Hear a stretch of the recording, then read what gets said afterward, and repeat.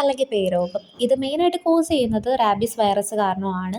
ഇത് ഒരു ഇൻഫെക്റ്റഡ് ആനിമലിൻ്റെ കടി അല്ലെങ്കിൽ മാന്തലിൽ നിന്നായിരിക്കും സംഭവിക്കുന്നത്. സോ ഇതിൻ്റെ മെയിൻ സിംറ്റംസ് എന്ന് വെച്ച് കഴിഞ്ഞാൽ പനി, തലവേദന, ടയർഡ്നെസ്, ആൻസൈറ്റി, കൺഫ്യൂഷൻ, ദേഷ്യം, ഹാലൂസിനേഷൻ, ഹൈഡ്രോഫോബിയ അല്ലെങ്കിൽ ഫിയർ ഓഫ് വാട്ടറാണ് ഏറ്റവും കോമൺ ആയിട്ടുള്ളൊരു സിംറ്റം. പിന്നെ പാരലൈസ് ആവുക അങ്ങനെ. പിന്നെ ട്രീറ്റ്മെൻറ്റ് എന്ന് പറയുമ്പം ഇമ്മീഡിയറ്റ് ആയിട്ടുള്ള ഒരു വൂണ്ട് ക്ലീനിങ് ഉണ്ടാവണം. അതുപോലെ തന്നെ പോസ്റ്റ് എക്സ്പോഷർ പ്രൊഫിലാക്സിസ് ഉണ്ടാവണം. പിന്നെ റാബീസ് വാക്സിനേഷനും റാബീസ് ഇമ്മ്യൂൺ ഗ്ലോബിനും ഒക്കെ അഡ്മിനിസ്റ്റർ ചെയ്യണം. സോ പ്രിവെൻഷൻ എന്ന് പറയുമ്പം പെറ്റ്സിനെ വാക്സിനേറ്റ് ചെയ്യുക, വൈൽഡ് ആനിമൽസുമായിട്ട് കോൺടാക്റ്റ് ഉണ്ടാവാതിരിക്കുക, മെഡിക്കൽ അറ്റൻഷൻ സീക്ക് ചെയ്യുക, ഇങ്ങനെയൊക്കെയാണ് നമുക്ക് പ്രിവെൻറ്റ് ചെയ്യാൻ പറ്റുന്നത്.